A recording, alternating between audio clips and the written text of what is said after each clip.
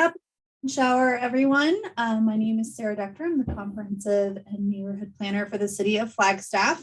Welcome to the Regional Snapshot series on more on the regional economy. With us today are presenters, Chris Pastors, who is the Economic Development Manager for Coconino County, and Jack Fitchett, our Business Attraction Manager at the City of Flagstaff. I'll just remind you that this regional snapshot, more on the regional economy, is one of almost 30 snapshots that we will be continuing to broadcast every Monday at noon. So if you join us for your lunch hour, you can sit and ask all the questions you want from some of the smartest people I know. You can register for all of these webinars at www.flagstaff.az.gov/regional plan 2045. The format is always 15 minutes of presentation and 15 minutes of Q&A. We post all of these afterwards to the City of Flagstaff website. We also want to emphasize that all the content in here is a draft. It's changing. This is a multi-year process to update our regional plan. And so we will get new information as time goes on, but we're sharing the best of what we know today. Our next webinar is on housing next Monday, December 21st. And after that, we'll take a 1-month break for the holidays and to catch up on some other work associated with the regional plan update. And with that, I will pass this to Chris Pastors. Thank you, Sarah. Hello, everyone. Chris Pastors here with the county. I'm your Economic Development Manager. And in today's snapshot, I want to take you through a few slides.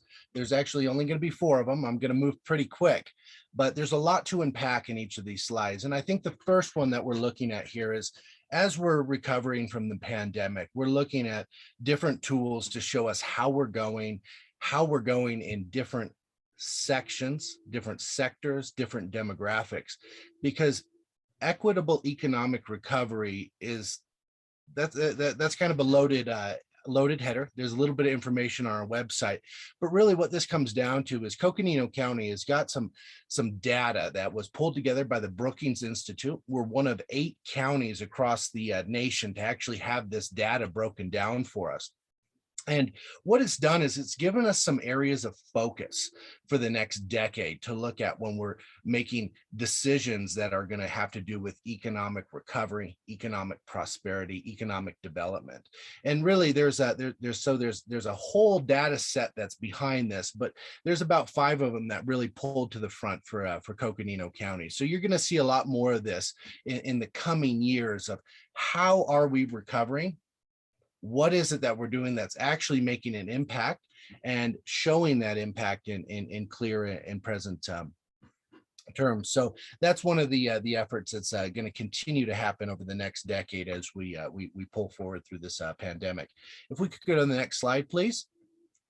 So one of the efforts that's happening across the state, but also within our region, is broadband solutions. So broadband isn't just fiber, it's not just high-speed microwave, it's not just low orbit satellite projects. What it is it can be a combination of those. It's really based on the upload and download speeds. But really, when we're talking about this, the broadband solutions out there, fiber doesn't suit all, nor does low orbit satellite. So what we've got here is we've got a look at our region, and we've got to look at all the different planned routes. We've got the different projects that are happening. So you'll see a lot more of this with NACOG. We're doing a regional strategic broadband study, which kind of looks at all of our neighboring Northern Arizona counties, what's happening in those counties, and how can we work together. So when we're looking at that, there's certain things that kind of come to mind, and it's making sure that there's digital inclusion. So making sure some of the more rural areas have access to this, because when it comes to rural economic development outside of major city hubs, the remote work is really the equalizer. It's bringing in good paying jobs, but it relies on that fiber access or a high speed internet connection. So you're going to see a lot more motion when it comes to bringing and attracting these remote jobs, training people for these remote jobs, and having the telecommunications infrastructure to support these remote jobs. Because folks, this we know that this isn't going to go back to the way it was. These online meetings seem to be something that we're like going, oh, I love it, or I'm going, oh goodness, another one. but I think it's always going to be part of what we do. If we could go to the next slide, Sarah. There's some transitions that are happening within our region, and really we've seen these come in for a long time. And if we haven't, it's not because we aren't looking, it's maybe because we aren't paying attention. So we're going to see a continued coal power plant, coal mine closures, and not just Coconino. We saw those happening just in the last year, but also our neighboring counties to the east as well. So that's going to be something that continually impacts our economies. What we're seeing is we're kind of seeing this movement towards renewable fuels, whether they be solar, hydrogen, biomass. What this kind of moves us into is this opportunity with wood products, innovative use of wood products, whether it be for energy or building materials. There's also a lot of work that's happening out there in with the community college, Coconino Community College, and NAU's Ecological Restoration Institute are partnered up with the county, and we're bringing in some money to store a forest operations training center, so we can start doing this forest restoration work that we've been so excited about for a while.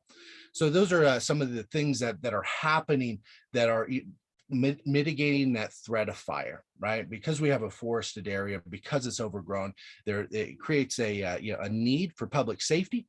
That's the greatest public threat to our region, but also an opportunity for job development and industry growth. So what we're seeing is that our partners in the region, those located within the forest, within Camp Navajo, are looking to make better utilization of their land, not just for fire mitigation, but also for industry access to rail. We're also seeing that there's an opportunity for creating some sentinel landscapes in the region. So this is really a joint effort between AZ-DEMA, Coconino County, City of Flagstaff, Metro Plan. A lot of stakeholders are involved in these efforts. So just to the next slide, and I'll quickly wrap this up and transition over to Jack Fitchett. But really, when we're looking at the economy, tourism is still and will continue to be our number one industry. But part of that is it's shown that it's very volatile for us. How do we know this? We've been surveying our business leaders across the county, including Sedona, for the last 2 years nearly. And so what they're doing is they're showing us and providing feedback on how the pandemic has impacted them. And across the board, what we've seen is that, the biggest impacted businesses are those in accommodation, food services. Those sectors continue to be strong job numbers. However, there's a volatility. So that's something for us to kind of keep in mind as we work through our regional plan. I'm going to turn it over to Business Attraction Manager Jack Fitchett from the city to share more. Thank you so much, Chris, and good afternoon, everyone. My name again is Jack Fitchett. I'm the city's Business Attraction Manager, so I handle all things new business for the city of Flagstaff. And so, the point of today's presentation, I believe, is to kind of summarize, where the city has been headed as far as economic development goes, what are some reoccurring trends that we see, and, what is ultimately going to be on the horizon for the city and the county. So before we dive into all of that, I wanted to talk about a few primary phrases or keywords that you'll probably see as you dive into the regional plan, or as if you're looking at economic development and you're not an expert. These are going to be some good phrases to understand and know. Things as far as the primary sector goes, or primary sector jobs, these are really jobs that are based on raw materials or have intellectual property behind them. Think software technologies, think manufacturing, think farming. These are all primary sector jobs. An example of what would not necessarily be one is like retail. And then as far as more on what my program does as a whole, we try to reduce leakage. And if you come across the word leakage, that's essentially where people in our community, the city or the county, are leaving the city or the county to go find services or goods that we are not directly providing for them. For example, if folks are going down to Costco because we don't have a Costco here in town or in the county, and they're going down to Prescott, that's a perfect example of leakage. People are leaving our area to go get Costco goods because we cannot provide them. So moving on, Sarah, to the next slide. Thank you.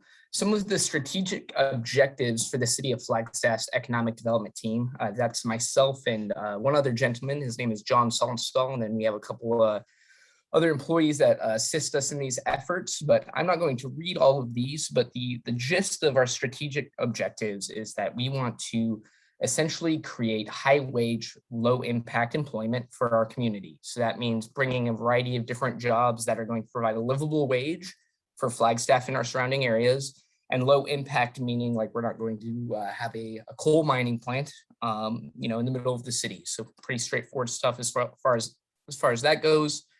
And we also want to make sure that we are cultivating an environment and infrastructure that is allowing for new businesses to not only be attracted to Flagstaff, but we also want to ensure that they can expand and grow as they continue to stay here. So those are some of the key strategic objectives. You can go through those in more length at our website, but we'll move on quickly here. Next slide, please, Sarah.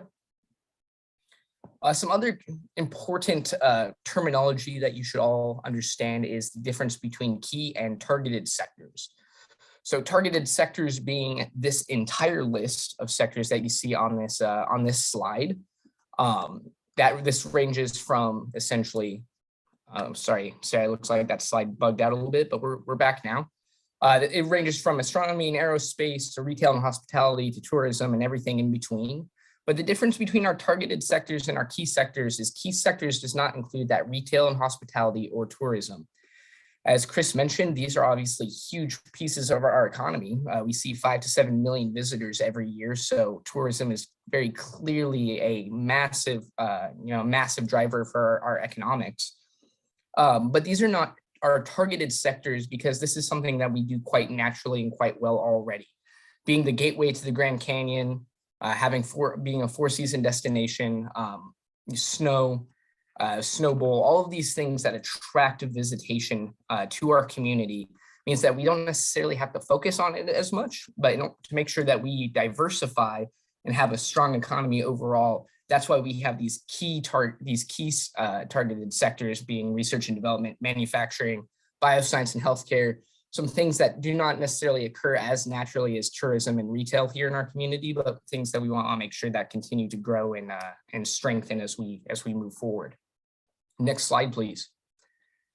A good example of this and where we've been trying to move the dial as far as these targeted sectors go, again, is in relation to that sector that I stated being manufacturing. So we've spent a lot of time and energy towards these targeted sectors, and it's actually starting to pay off.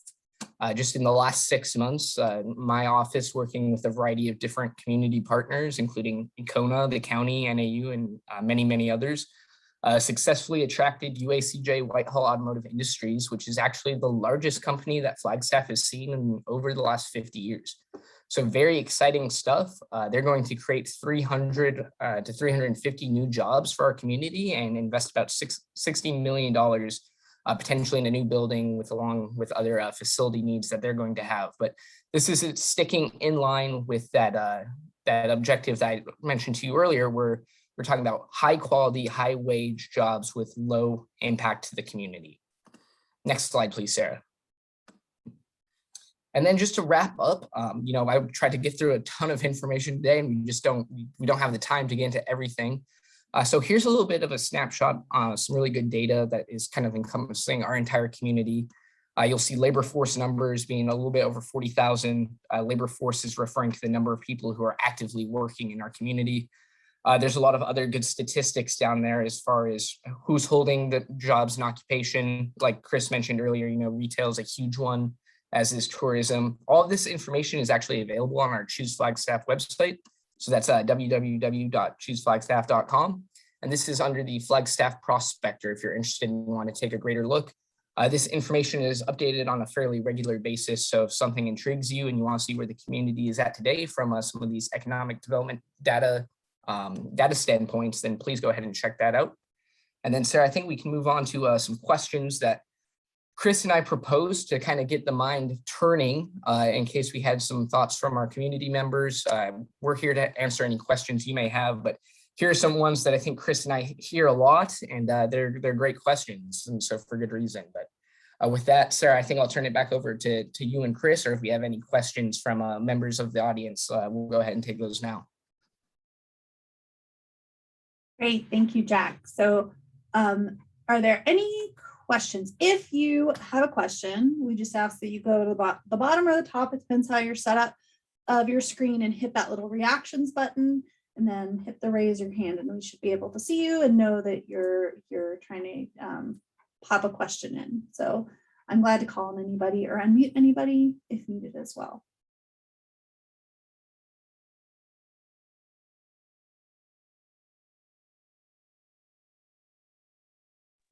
Yeah, this is Dave.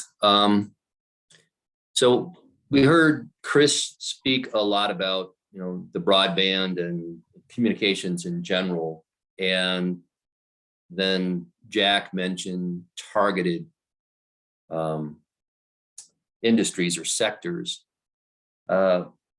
Maybe starting with Jack, do you see these targeted sectors, how dependent are they on these broadband technologies, and how well positioned are we relative to broadband to support and attract them? Thank you.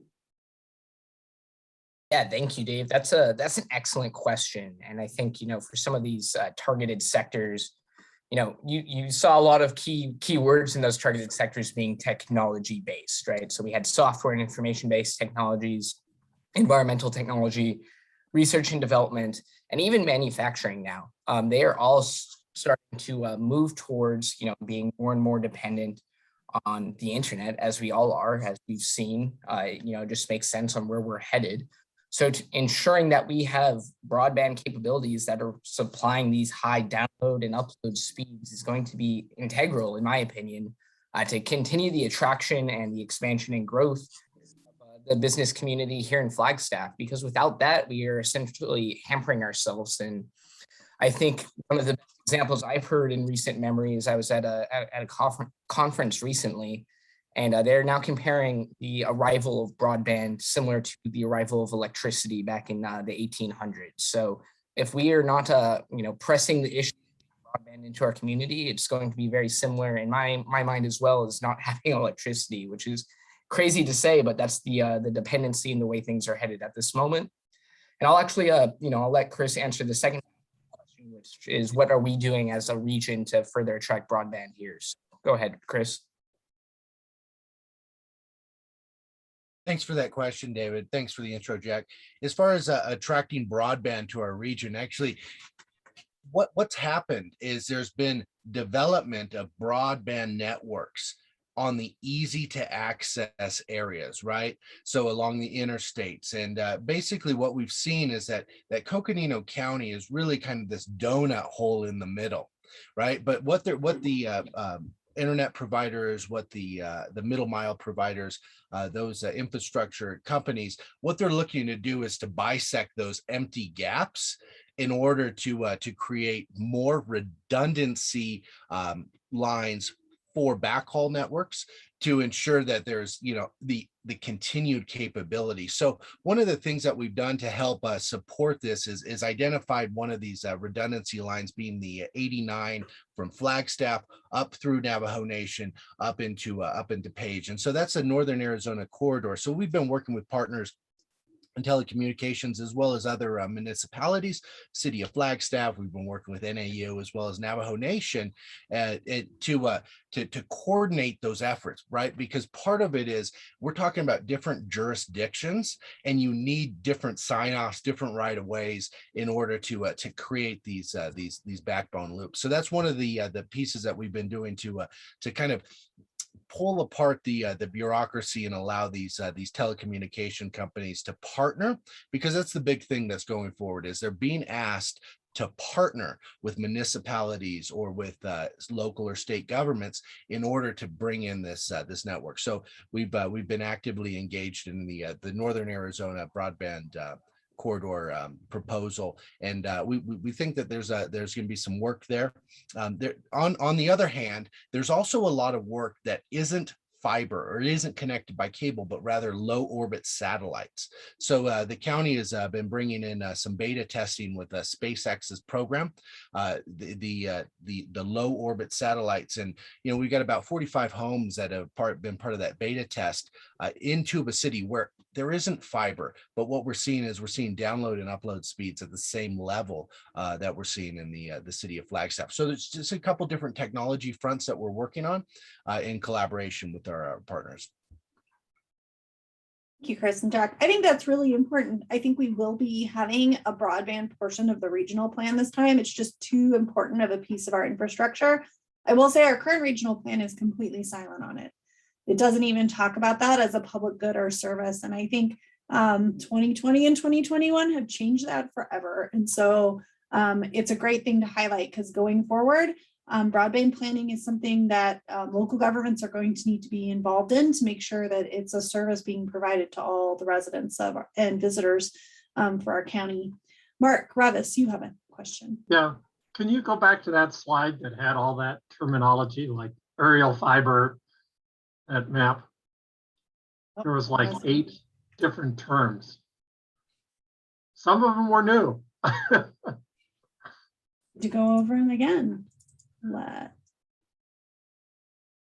slide were we talking about? Was it this one? Way at the beginning, it was a map that had a lot of lines on it. This one.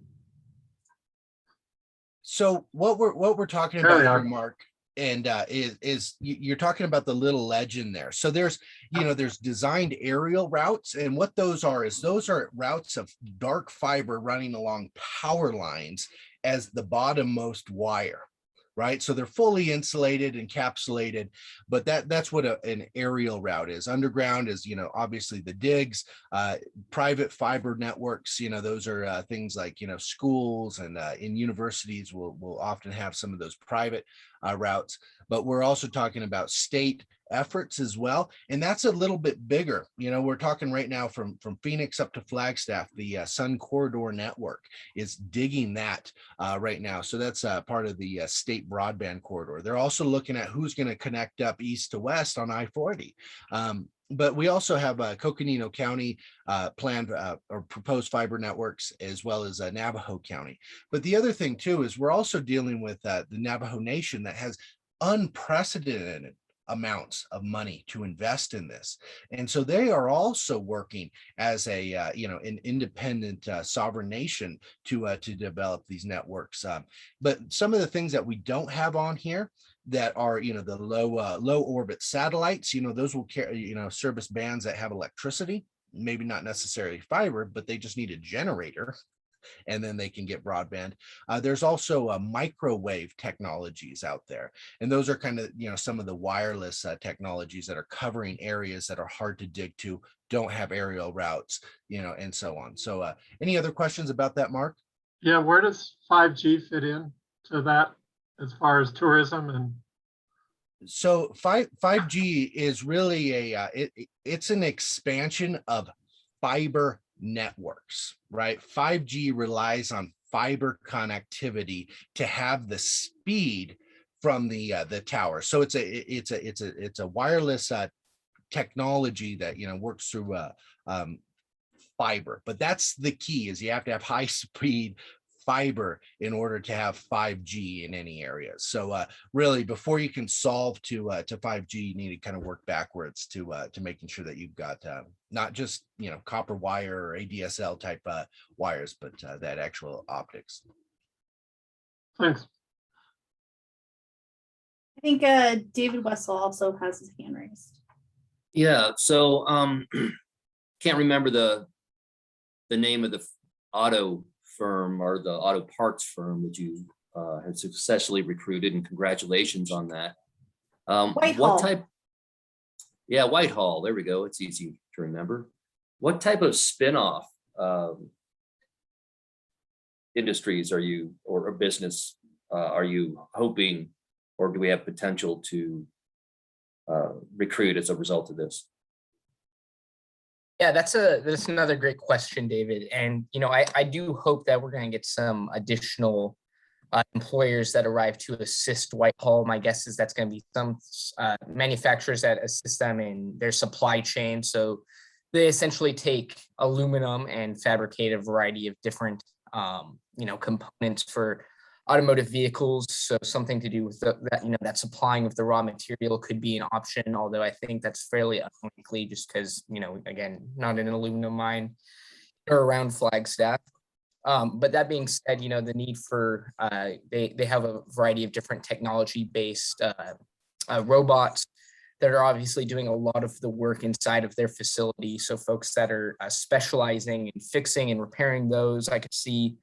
But I think to get to the point of your question, David, is funny enough, Whitehall is actually one of those kind of sub-organizations that has occurred due to the electric vehicle supply chain.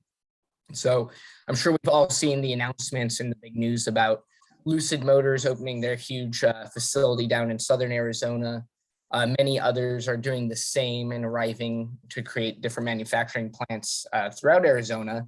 And that's actually why Whitehall is kind of here as well, is they are the majority of the components that they fabricate are actually for electric vehicles. So Tesla, Lucid Motors, and Rivian. And so they are now assisting with that supply chain in the electric vehicle market. So that's kind of where the connectiveness is for us and why Arizona is seeing a big boost in those related industries today. Thank you.